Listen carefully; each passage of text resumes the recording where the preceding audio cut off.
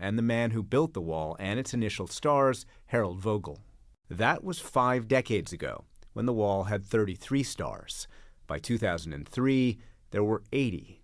Today, there are 140. The meaning behind the people and the work that they have done and the sacrifice they made, I mean, every star is a life. When you walk into CIA and you see that memorial wall and the stars, what do you think? Each one of those stars represents a familial sacrifice that I understand way too well. Callista Anderson and her father have tried to visit the memorial wall every year since her mother, his wife, Jennifer Matthews, was killed in 2009 in Afghanistan by a suicide bomber whom Matthews, CIA's counterterrorism personnel, and CIA leadership thought was an al-Qaeda mole. What do you see in her face when you look at that photo? I almost see my own face, to be honest with you. I just remember her as such a great mom. She was just such a, effervescent person and really bubbly, just really caring, and made a lot of effort to know us as kids and know our personalities and talk with us. Matthews worked for CIA's Alex Station, responsible for tracking al-Qaeda and hunting Osama bin Laden. At CIA, she knew al-Qaeda as well as anyone. One of her coworkers even told me one time, I think she forgot more about al-Qaeda than I ever knew about it. So it's sometimes really nice to hear, and then sometimes I'm almost in awe of my own mom. That knowledge came later. Anderson and her younger brothers didn't even know where their mom worked. When Matthews died, her daughter was 12. I never got to pick out a prom dress with her. I'll never pick out a wedding dress with her.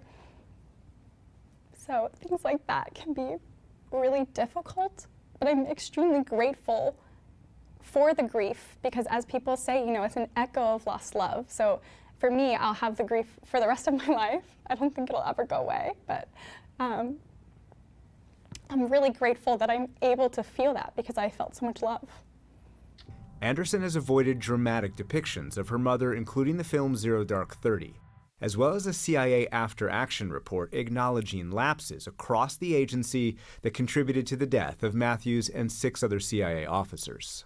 I understand from an institutional point of view that question is very important, but from the point of view of myself, my mom was already gone. I miss my mom. That's not a organizational figure to me. That's not a worker or, a job position. She's a real person and a real family member who I no longer have in my life.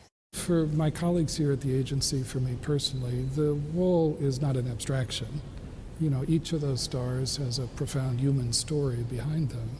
Bill Burns is the director of the Central Intelligence Agency. He looks at these stars and feels collective and personal loss. One of them is a very good friend of mine, Matthew Gannon, with whom I served 4 decades ago, my first post as a young career diplomat. He was killed in the terrorist bombing of Pan Am 103 over Lockerbie, Scotland, on his way home from a temporary assignment in Beirut to his wife and 2 young daughters for Christmas. It reminds me that this is an intensely human profession. We are a human intelligence service.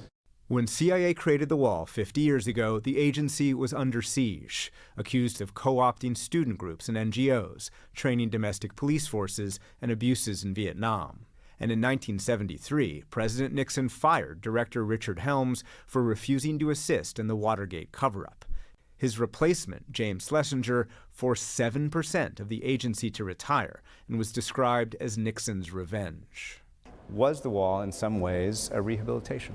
For all of those problems and mistakes and flaws that you just described, which were very real, there was also a legacy of courage and dedication and patriotism too. And so I think in that sense it was a part of that renewal, I think, at the agency, but also to remember the sacrifice that marks this agency and does to this day.